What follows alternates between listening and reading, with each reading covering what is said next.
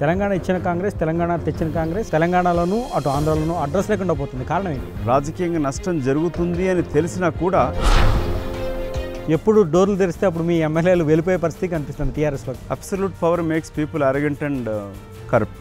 రాజకీయ వర్గాల్లో ఒక చర్చ నడుస్తుంది. కేసీఆర్, నవీన్ పట్నాయక్, వైఎస్ జగన్మోహన్ రెడ్డి వీళ్ళ ముగ్గురు కలిపి కేంద్రంలో చక్రం తిప్పబోతున్నారు రాబోయే రోజుల్లో. ఏ చక్రం? బండి చక్రం తిప్పుతారా? ఇప్పుడు రెండు రాష్ట్రాల నుంచి పెద్ద హాట్ టాపిక్ అయిపోయింది. డేటా చోరీ జరిగింది అని చెప్తున్నారు. డేటా చోరీ. మధు యాష్కి గౌడ్ నిజామాబాద్ నుంచి కంటెస్ట్ చేయడానికి సుముఖంగా లేరు. అక్కడ ఓడిపోతామనే భయంతో భువనగిరికి షిఫ్ట్ అవుతున్నారంటే మధు యాష్కి అనేవాడు భయపడడు. ఇప్పుడు మీరు కవిత కూడా గొప్పలు చెప్పారు కదా.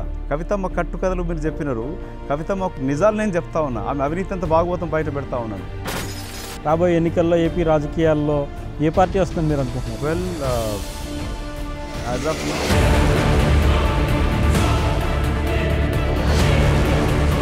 ఏఐసీసీ కార్యదర్శి నిజామాబాద్ మాజీ ఎంపీ మధు యాష్కి గౌడ్తో వ్యూ పాయింట్ విత్ గంగాధర్ ఆదివారం రాత్రి 8:30 తిరిగి సోమవారం ఉదయం 9:30 మీ 99 టీవీలో.